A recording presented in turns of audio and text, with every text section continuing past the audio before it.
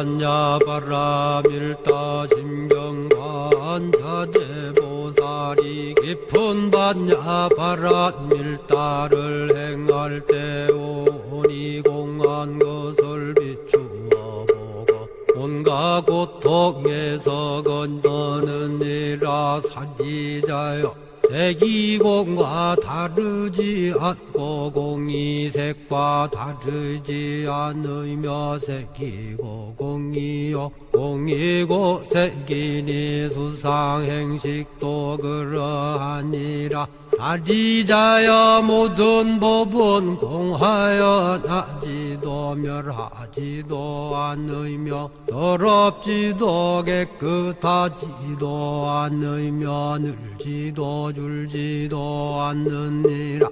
그러므로 곧 가운데는 색이 없고 수상행식도 없으며 안이비설신의도 없고 색성향 미촉법도 없으며 눈의 경계도 의식의 경계까지도 없고 무명도 무명이담까지도 없으며 늙고 죽음도 늙고 죽음이 다함까지도 없고 고진열도도 없으며 지혜도 듬도 없느니라.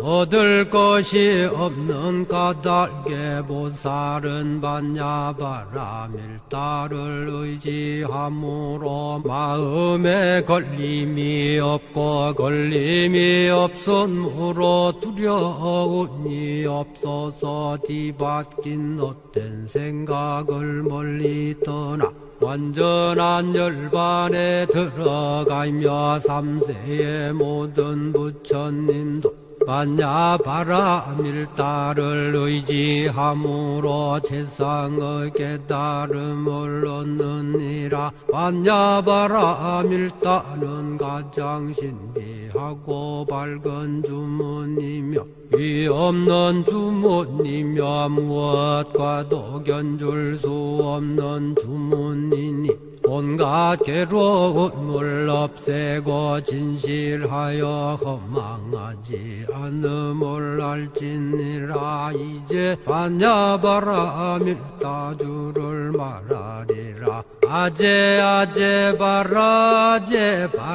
승아제 모지사바 아제 바라 승아제 모지사바 아제 바라 승아제 모지사바.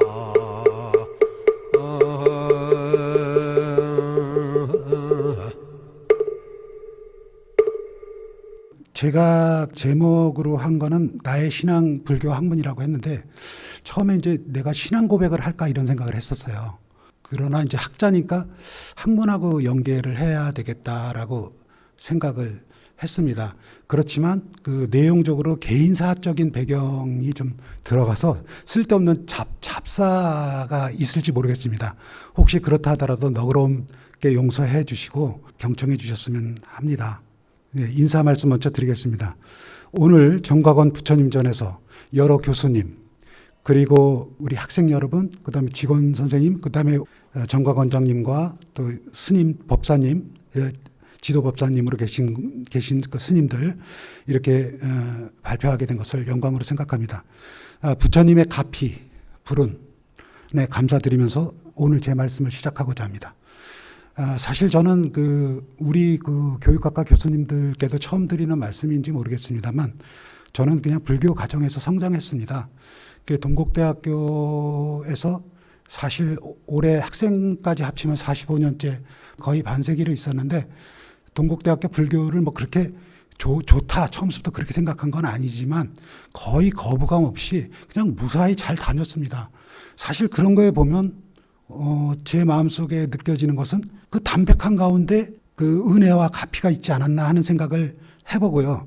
어려서는 정말 몰랐는데 나이를 들면서 인생사를 많이 경험해보고 하니까 정말 이 종교적인 신앙의 대상으로서 부처님이 영험하시고 그 다음에 저한테는 참 위대한 주인공이시지 않았나 하는 생각을 해봅니다. 제가 그 불교 가정이라고 했지만 사실 저는 그 대단한 뭐 불교를 엄청나게 그 믿고 그런 가정은 아니고 그냥 절에 다니는 외조모님하고 어머니였습니다. 근데 절에 다니시는 어머니였는데 큰 보살이라고도 할 수도 없고 그냥 부처님 좋아가지고 그냥 다니시는 그런 어른들이었고요. 다만 요새 그런 말을 쓰는지 모르겠지만 외조모님은 일찍 그 할아버지를 이제 보내셨고 어머니는 뭐 소녀가장처럼 했는데 두 분이서 전쟁이 나고 막 그러다 보니까 또 큰 기둥인 오빠도 잃고 굉장히 뛰어나신 분들이라고 전쟁이나 이런 데서 돌아가신 분들을 회고할 때는 다 뛰어나다고 그러잖아요. 뛰어나신 분들을 잃고 이제 그러셨기 때문에 부처님의 위지하는 마음이 간절했던 것 같습니다. 그래서 이제 제가 이제 그걸 지켜봤죠. 그리고 동국대학교를 들어오게 된 겁니다. 제가 교수가 된 이후로는 좀 철이 들어서 사실 내가 동국대학교에 있는데 우리가 불교 종립대학인데 내가 학문을 한다고 하면 이왕이면 그 불교하고 연계를 하면 좋지 않겠는가 하는 생각은 늘 가졌는데 학문이 깊지가 못하다 보니까 그것을 연계하는 방법이라든가 그런 것들을 여전히 지금도 그 궁리를 하고 있는데 충족치는 못합니다. 충분하지는 못한데 오늘 제가 조금 생각했던 것들을 그런 측면으로 좀 곁들여서 좀 말씀을 드리고자 합니다. 제 소개를 조금 드리면요. 저는 그 제적사찰이라고 해야 되나? 그때는 옛날에는 제적사찰이라는 말도 쓰지 않았어요. 그냥 절에 다닌다고 그랬는데 과천관악산 연주함입니다. 그러니까 외조모 어머니 모시고 열심히 다녔는데 산이 너무 높아요. 그 산이 너무 높고 그래갖고 이게 다니기가 엄청 어려운 거였는데 부처님께 뭘 바치려고 음식이라든가 뭐 이렇게 물건이라든가 이런 것들을 할 때 제가 9살, 8살 때 짐을 저한테 지우셨어요. 그래갖고 제가 복물 비슷하게 하고 그 과천관악산을 올랐는데 노약자들이다 보니까 3시간 이상이 걸렸고 그때 그 노보살님들은 그 산에서 호랑이가 나온다. 호랑이를 봤다. 이런 말씀을 하시면서 꼭 1박을 했어요. 그 연주하면서. 연주대까지 가려고 그러면 3시간이 걸리는데 여러 가지 에피소드가 있었고요. 저는 그냥 어머니 모시고 이제 그렇게 할머니 모시고 그냥 다녔는데 1년에 뭐 많이 가지 못했습니다. 왜냐하면 너무 높고 험준해서 그랬는데 뭐 여러 가지 에피소드가 있습니다만 제가 그 개인 잡사가 되니까 말을 좀 삼가하겠습니다. 그 다음에 이제 제가 그 결혼을 했어요. 그 강릉에 대학에 있는 제 그 아내를 만났습니다. 그러다 보니까 강릉에 집을 두게 됐고 주말 부부를 하다 보니까 절에 좀 그래도 안식처로 다녀야 되겠다라는 생각을 했어요. 제가 좀 마음이 여리고 힘든 일을 잘 참지를 못하는 스타일이 돼서 사실은 마음 단도리를 할 수 있는 그런 곳이 좀 필요했어요. 그러니까 어떻게 보면 제 이기적인 목적으로 절을 다녔다고도 해도 되죠. 그래서 간 곳이 한 30여 년 전부터 그 법왕사라고 하는 곳을 다녔습니다. 과천관악산을 다닌 연조를 따지면 7, 80년 되는 것 같고요. 법왕사는 한 30년 된 것 같아요. 그리고 내가 소신처럼 삼은 것은 일주일에 한 번은 절을 가야 되겠다. 왜? 뭐 비교하는 건 뭐하지만 기독교 신자들, 열혈 신자들은 일주일에 주말 예배를 꼭 본다는데 나도 주말 법회를 봐야 되겠다. 일주일에 한 번 가는 것이 내 원칙이다. 이렇게 생각을 했는데 그렇게 가지는 못하고 솔직히 말씀드리면 강릉 칠성산 법왕사에는 한 달에 많이 가면 3번, 적게 가면 2번 정도 가고요. 과천관악산은 얼마 전에 어머니가 돌아가셨는데 어머니한테 제가 조금 그런 말씀 드려도 되는지 모르지만 허언 거짓말을 했어요. 어머니가 몸이 불편하시니까 과천관악산 부처님을 꼭 뵙고 오라고 저한테 그러셨는데 동생들은 안 가요. 근데 오로지 저만 간다고 했는데 한 10번 말씀하셨는데 2번밖에 안 갔어요. 그리고 돈도 좀 주셨는데 돈도 지금 제가 보관하고 있습니다. 떼어먹은 건 아니고 보관을 하고 있고요. 이거는 이제 제가 쓰려고 합니다. 적절한데 쓰려고 그러는데 마음의 빚으로 계속 남아 있습니다. 이렇게 하다 보니까 불교 관계 논문도 쓰고 뭐 이러다 보니까 불교 학술 및 신흥단체 임원에 또 하고 또 때로는 허명도 이렇게 날리면서 쓸데없이 많은 일을 하게 됐는데 지금 보니까 또 약간 허무한 느낌도 들고 그렇습니다.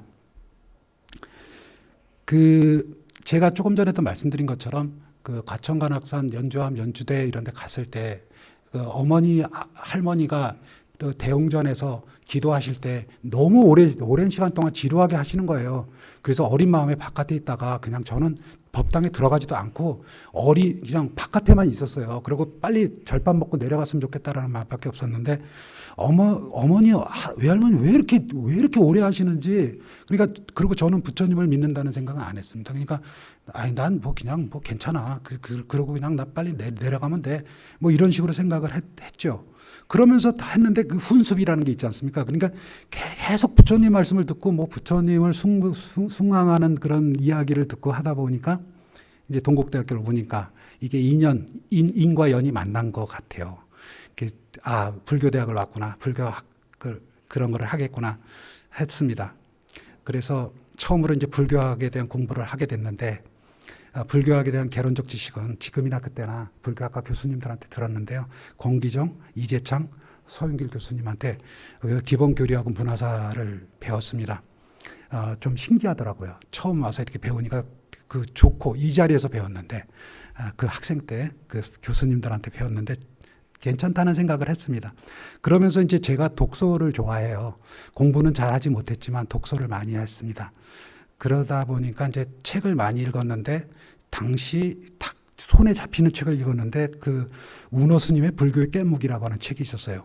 내가 왜 불교의 깻묵이라는 책을 읽었냐면 그냥 집에 있었기 때문이었는데 누렁갱지에 그냥 불교의 깻묵이라는 게 너무나도 소박한 제목인 거예요. 그래서 내가 그 책을 읽고 감탄했는데 얼마 전에 출판사 그런 데 알아보니까 여전히 불교의 깻묵이 나오는 거예요. 누렁갱지는 아니었습니다만 지금 보시는 바와 같이 불교 깻묵이 나오는데 난 출판의 힘이 위대하다고 생각을 합니다. 그거 사실 없어지면 없어지는 책인데 그게 나온다니 그런 생각이 듭니다. 그 다음에 대학원을 왔습니다. 또 동국대학교 대학원을 왔죠. 교육학과를 왔는데 조금 더 이제 성숙됐던 것 같아요. 그래서 박선영 교수님이 제 은사님이시기도 한데 스님을 하셨어요. 수독사에서 출가하셨던 어른인데 물론 나중에는 환속하셨지만 이분이 그 불교의 교육사상이라는 책을 썼어요. 그런데 그 당시에는 요즘으로 보면 이게 응용불교 부분이라고 생각할 수 있는데 당시에는 응용불교라는 말도 쓰지도 않았고 그런 개념도 없었습니다. 그런데 이분이 쓴 책이 굉장히 센세이셔널 했었습니다. 지금 보면 뭐 그렇게 평가할 수가 없을지 모르겠지만 당시로는 대단한 책이었고 일본어로도 번역이 돼서 일본 학자들하고 우리 한국의 그 학자들이 다 높이 평가를 했고 저도 이 책을 가지고 공부를 해서 불교가 교육적으로 어떻게 응용이 될 수 있다라는 사실을 처음으로 은사님한테 이제 배우게 된 거죠. 그리고 당시에 또 하나의 저한테 영향을 끼친 분이 있다면 스즈키 다이세스가 있었는데 일본 분이고요. 선불교 하신 분입니다. 스즈키 다이세스는 너무 유명한 분인데 선불교가 구라파에 상대적으로 많이 알려져 있는 것 같지는 않는데 다행히도 스즈키 다이세스의 그 덕택으로 동북아시아의 그 선불교가 물론 일본 불교이긴 하지만 그 구미에 알려지는 계기가 됐습니다. 스즈키 다이세스는 도고, 영어, 불어에 능통했고요. 그런데 이제 특히 이분이 더 잘 알려지게 된 계기는 영국인 부인이 영역을 해줬습니다. 굉장히 불교를 알리는데 상당한 기여를 했다. 이런 평이 있습니다. 학문으로서 이제 불교에 대한 연구를 하는데 제가 비전공자이긴 하지만 제가 이제 교육학과 불교를 얘기하기 위해서 서구에서의 불교학 연구의 동향을 잠깐 말씀드리려고 합니다. 제가 좀 오류를 범하는 측면도 있을지 모르겠는데 제가 이제 알고 있는 지식으로 그렇습니다. 서구에서 불교학 연구의 상징은 쇼펜하우어입니다. 위지와 표상으로서의 세계, 자살론 같은 유명한 그걸 썼죠. 그래서 쇼펜하우어가 불교에 그렇게 심취를 했다는 겁니다. 의지와 표상으로서의 세계는 제가 고등학교 때 그 책을 접해갖고 읽다가 말았습니다. 그런데 지금 생각해 보니까 의지와 표상으로서의 세계가 아마도 유식이나 이런 쪽하고도 관계가 있지 않나 하는 그런 생각을 해봐요.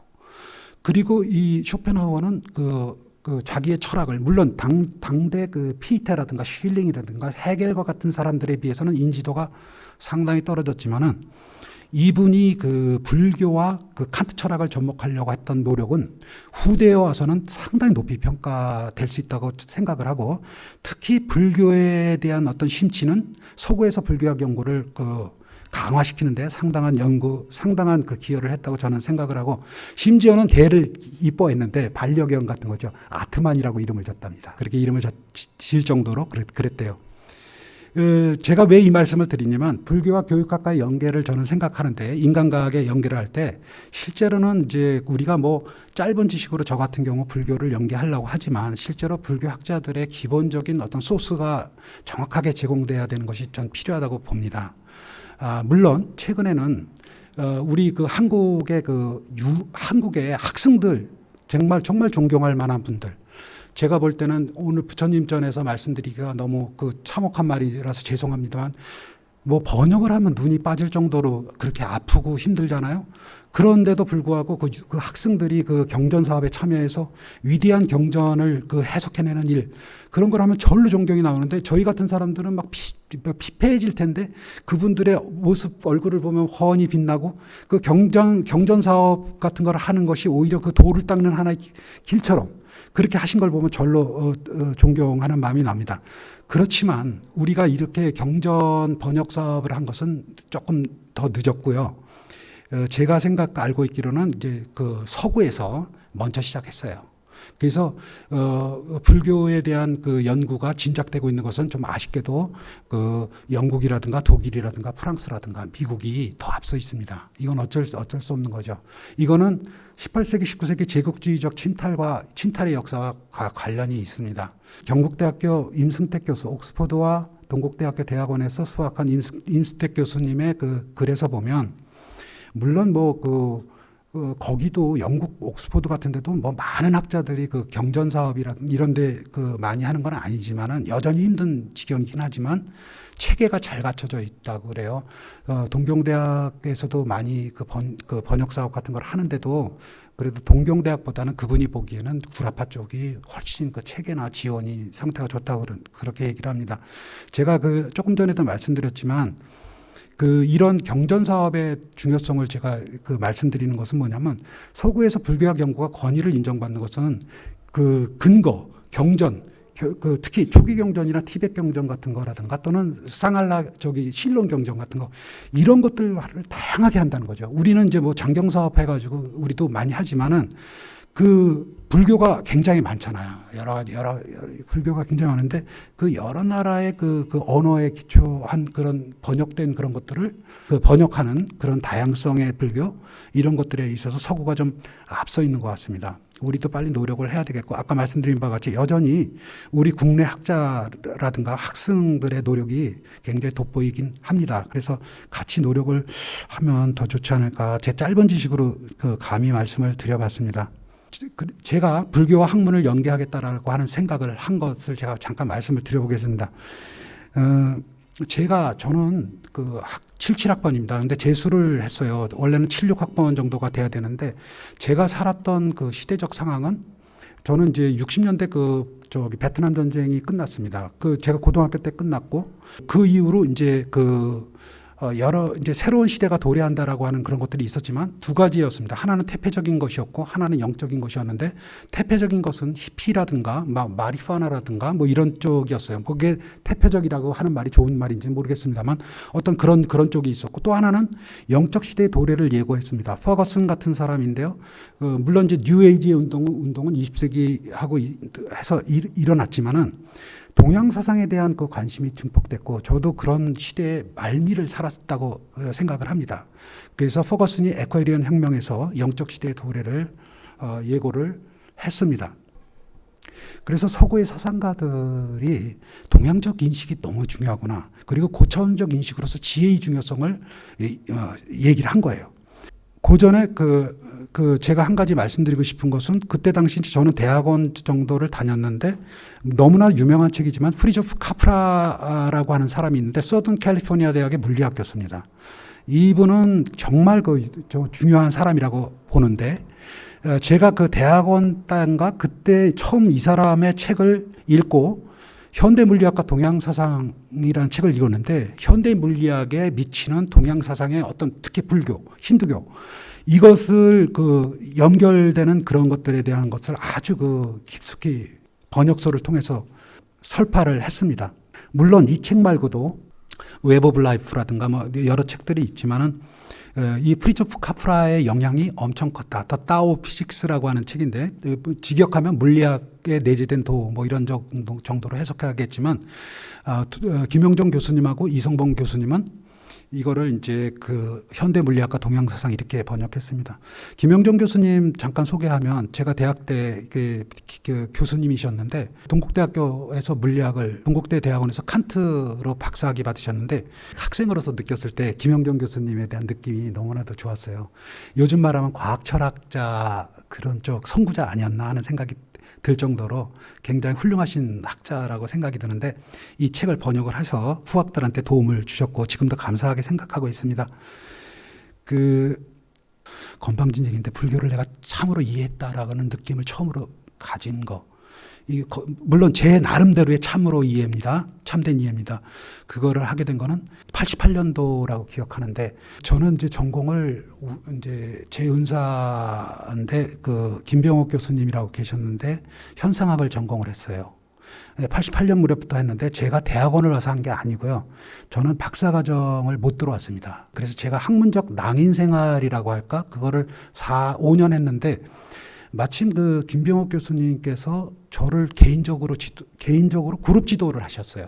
그냥 그룹 지도해 주셨어요. 그냥 뭐 학점하고 상관없고 그냥 불러가지고. 근데 이때 참여한 교수님들이 사범대학의 제 지도 교수인 한명희 교수님하고 이정덕 교수님하고 그다음에 또 성균관대학의 정덕희 교수하고 저하고 그다음에 몇몇 학자들 그리고 오국군 교수님이나 하천택 교수님도 간혹가다 들리셔서 이 강의를 같이 들었어요. 교수하고 대학원생이 같이 들었는데 김병옥 교수는 교수를 가르치는 교수라고 그랬습니다. 이분의 학덕이라고 하는 거는 무궁무진했는데 실제로 김병옥 교수는 캐톨릭에 가까운 분이셨어요. 근데 불교의 황성기 박사하고 굉장히 동문수학을 하시면서 불교에 대한 조예가 깊어서 서양 철학을 가지고 선에 대한 말씀을 해주시는데 불교학자들한테 제가 들었을 때 선에 대한 얘기를 들었을 때는 별로 이렇게 감흥이 안 오는데 서양 철학인 현상학을 가지고 선에 대한 연구를 갖고 이렇게 얘기를 하니까 이해가 좀 되더라고요. 왜 그러냐면 이제 우리 불교가 중요하긴 하지만 동어반복적인 얘기를 하게 되면 이제 불교를 불교적인 용어로 하게 되면 좀 이해가 좀 덜 되는 면이 저한테는 있었어요. 근데 서양적인 언어를 가지고 얘기를 하다 보니까 제가 서양적인 것에 가까워서 그랬는지 좀 잘 이해가 되고 그렇더라고요. 그래서 여러 책들을 읽고 그랬던 기억이 나는데 지금도 이제 학은에 대해서 감사 말씀을 드리고 싶은데 조금 있으면 이제 100세가 되시는데 참 위대한 학자시다라는 생각을 지금도 해봅니다. 제가 이제 연구를 한 걸 말씀드리겠습니다. 저는 30년 전에 불교 논문을 썼습니다. 물론 이제 부족한 논문입니다. 30년 전에 논문을 썼는데 제 주전공이라고 말할 수는 없을 것 같아요. 근데 제가 그냥 옆에서 부전공 비슷하게 했는데 제가 계산을 해보니까 1년에 0.5편씩 썼더라고요. 1년에 0.5편씩 30년, 한 15편 쓴 것 같아요. 그렇게 썼는데 지금 보시는 바와 같은 그런 논문 썼습니다. 그냥 넘어가겠습니다. 오늘 가장 주된 말씀 중에 이제 이거 말씀을 하이라이트라고 생각을 해요. 그래서 제가 생각하는 건데 이 점에 대해서 동의하지 않는 분도 있을지 모르겠습니다. 근데 제가 교육학자로서 불교를 어떻게 연계할 것인가 고민했던 건데 유형을 제가 말씀드릴게요. 불자 교수에 하면서 여러 스승님들한테서 이왕이면은 불교하고 학문을 전공 학문을 연계해라 막 이런 말씀을 너무 많이 하셨는데 이세상 스님이셨던 법산 스님께서도 늘 그런 말씀하셨고 제가 굉장히 존경하는 어른인데 꼭 그때마다 꼭 그래야 되겠다 그러는데 그게 쉽지가 않아요. 그래서 이게 왜 그럴까를 생각을 해봤습니다. 일단 그 전에 3가지 정도로 분류를 해보겠습니다. 불교와 일반 학문을 연계한다고 할 때 첫 번째는 불교적 이론의 확장을 꾀하는데 일반 학문을 활용하는 방식이 있어요. 그러니까 이거는 뭐냐면 되게 응용불교라고 하는 데서 이렇게 많이 하시더라고요. 불교 상담 이론, 선상담론, 불교적 교육학 이론 이런 것들이죠. 근데 이제 이게 이렇게 접근하는 것도 굉장히 저는 정말 필요하고 정말 해안이라고 생각하는 그렇게 생각을 합니다. 그리고 또 가치도 있고요. 또 불교학을 주전공으로 하신 분들은 이렇게밖에 할 수가 없겠다라는 생각을 저는 해요. 그래서 이것도 매우 가치가 있고, 저도 사실은 박사에서 이런 쪽으로 되게 저한테 자문을 구하러 오는 불교학과 박사과정 학생들이 있을 때 되게 이런 쪽으로 접근을 많이 하시는 걸 봤습니다. 그래서 제 나름대로 이제 어드바이스도 하고 그랬는데, 이거는 이제, 그러나 제가 볼 때 이건 불교적 이론의 좀 확장, 적용, 이런 쪽이라고 저는 생각을 합니다. 두 번째는 불교학적 관점을 살리지만 교육학적인 그런 것들을 먼저, 인간과학적인 것을 먼저 두고 불교학적 관점을 갖고 와서 이걸 뭐 재개념화한다든지 하는 거죠. 이거는 이제 교육학이 더 우선이에요. 근데 교육학이 우선이라고 해서 불교에 대한 신앙심이 낮다든지 불교를 폄하한다든지 그런 거 절대 아니거든요. 1번보다 2번이 더 가치가 훨씬 있을 수가 있어요. 이거는. 물론 1번도 가치가 있지만. 그래서 나는 교육학적 문제의식을 너무 먼저 갖고 있는데 이게 잘 안 풀린다는 거지. 그러니까 불교적인 지혜라든가 불교적 이론을 갖고 온다는 거예요. 이거는 어떻게 보면은 아마 부처님이 더 기뻐하실지도 모르겠다는 생각을 해봅니다.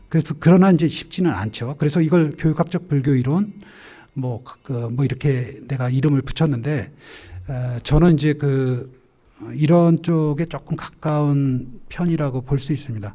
세 번째는 1번하고 비슷한 거라고 볼 수 있는데, 요거는 조금 제가 분류해서 봤습니다. 좀 실용적으로 접근하는, 불교적 이론을 실용적으로 접근하는 관점이 있어요. 이거는 뭐냐면, 이제 예를 들자면, 요즘 너무나도 유명한 MBSR이 있습니다. MBSR. 이거 Mindfulness Based Stress Reduction. 인데 스트레스를 약화시키는 데 있어서 마음 챙김, 이 마인드풀니스라는 마음 챙김이라고도 하고 사티라고도 하고 정념이라고도 하고 여러 가지 얘기를 하는데, 이런 거를 갖고, 그러니까 말하자면 명상의 그 방식을 가지고 리덕션을 시키는 거죠. 스트레스 리덕션에 응용하는 방식인데, 과거에도 있었습니다만 카바진이 이야기함으로써 조금 더 굉장히 그걸 많이 이끌었어요. 호응을 많이 이끌고, 카바진 교수는 한국에도 와서 저도 참여를 같이 했던 적이 있습니다. 근데 이제 요즘 약간 이런 게 있더라고요. MBSR에 대해서 일부 오해일 수는 있겠지만은, 이게 이제 가격이 되게 비싸요. 보니까 프로그램 가격도 비싸고, 또 하나 이제 불교 쪽에서 수행이나 계율을 강조하시는 분들은 이제 불교는 순서로 보면은 계정해 아닙니까? 사막이. 그러니까 우리 이제 일반인들은 계를 좀 달리 해야 되겠지만, 계를 지키고 그래야만 정이 되고, 그러니까 마음이 안정되겠죠. 그러면 이제 사물을 통찰지가 생기고 지혜가 생기는 거 아니겠습니까? 저는 이제 그런 쪽으로 보는데, 그런데 만약에 그런 것들이 없이 생활은 예를 들면 문란한데 스트레스는 감소하겠다. 본래 스트레스가 있을 때는 생활이 문란하거나 안정되지 못했을 때 일어나는 일이잖아요. 그랬을 때 만약에 마인드풀니스가 작용할지도 모르겠지만, 이건 마음 챙김은 사실은 조금 더 학문적으로 얘기를 많이 하고 싶지만 여기서는 약하겠습니다. 그러니까 현재의 마음을 집중하는 것들이 가능하지도 않을 뿐만 아니라, 가능하다 하더라도 그것이 정말 그 사람의 보약이 되겠는가 하는 측면에서 비판하는 사람이 많아요. 카비짠도 자기 MBSR을 그런 걸 생각해서 그런지 다르마의 현실적 실천이라고 하면서, 다르마적 실천이라고 하면서 불교의 어떤 그런 실천 윤리 같은 거를 강조하려고는 하지만 이제 그런 것들이 좀 있습니다. 하버드 대학의 랑어 교수 같은 사람들이 마인드풀니스를 통해서 학습을 효과적으로 하는 방법에 대한 그런 것들, 이런 것들이 있습니다. 내용적으로 조금 더 보완하고 싶은 것이 있지만 그냥 맺는 말 하고 끝나도록 하겠습니다. 불교와 교육학을 연계하는 목적은 지식의 추구가 아니라 지혜에 도달하는 것을 찾는 데 있다고 생각합니다. 우리가 보통 불교적 지혜는 약간 교육학적으로 접근하려고 하면 조금 차이가 있어요. 좀 차이가 있어서 제가 볼 때는 재해석돼서 좀 적절하게 활용될 필요가 있다고 생각을 합니다. 불교와 교육학을 연계하고자 할 때 일단 신앙적 차원, 가르치기 하는 것이, 가르치기라고 하는 것은 무시하라는 뜻이 아니라 일단 유보하는 것이 필요할 거라고 봅니다. 불교와 교육학은 현실적 문제에 대한 해결책에 대한 이상적인 탐구라는 차원에서 연계되어야 될 거라고 저는 생각해요. 그래서 비노바 바베라든가 간디 같은 분들이 접근했던 그 네 가지 실천 원리, 그러니까 그 학문적인 탐구도 되게 중요하지만 개인적 수행도 같이 가야 되고요. 그 수행의 방법은 여러 가지가 있겠지만, 그 다음에 사회적 실천, 그 다음에 디아나, 까르마, 사회적 실천, 그 다음에 박티, 귀의라고도 하고 이제 헌신이라고 하는데 이 보시하는 것 같은 거, 또는 신혜라고도 하고 부처님에 대한 사랑 이런 거, 그리고 학문적 지혜, 준하나라고 하는 거, 이런 이상적 결합이 불교와 교육학을 연계할 때 하는 하나의 과정이자 목적이라고 저는 그렇게 생각을 합니다. 가장 인상 깊었던 책입니다. 동국역경원에서 나오는 불교 성전. 이거 저는 대학교 때 읽어봤고요. 굉장히 불교를 이해하는데 기본서로 도움이 됐습니다. 운어 스님의 불교의 깨목, 법정 스님의 수다니 빠따. 너무 아름다운 책입니다. 동화 그 자체의 책이고 초기 불교가 아마 그랬을 거다라는 그 생각이 들 정도로 아름다운 책. 그 다음에 김지견 스님이 번역하시고 수식기 선생이 쓴 선 그 세계. 그 다음에 최경호 선생이 쓴 현상학적 지평에서 규명한 선. 그 다음에 이제 제가 또 특별히 추천드리고 싶은 것은 우쪼티카 사야도가 쓴 여름에 내린 눈인데요. 이게 무슨 책이냐면요. 사야도는 어떤 뜻이냐면 큰 스님이란 뜻입니다. 우쪼티카죠. 그러니까 이름이 우쪼티카. 사야도는 이제 미얀마 스님들을 보통 큰 스님을 할 때 우리로 보면 대사, 큰 스님, 사야도예요. 여름에 내린 눈인데 이건 버버집 이런 거 아니고 수필집인데요. 너무 아름다워요. 여름이라고 하는 것은 번뇌를 이야기하는 것이고요. 눈은 깨달음에서 오는 기쁨, 시원함, 청량함 이런 걸 말하는 것입니다.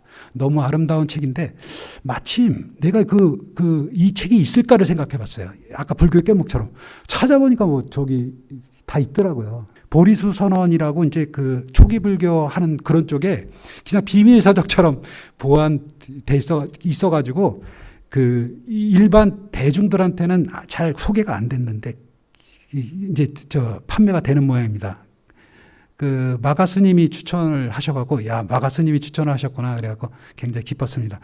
그 다음에 선방일기와 사벽의 대화라고 하는 책이었는데, 이건 1970년대 신동아에서 단편, 해서, 중편 소설로서 상을 받은 책인데요.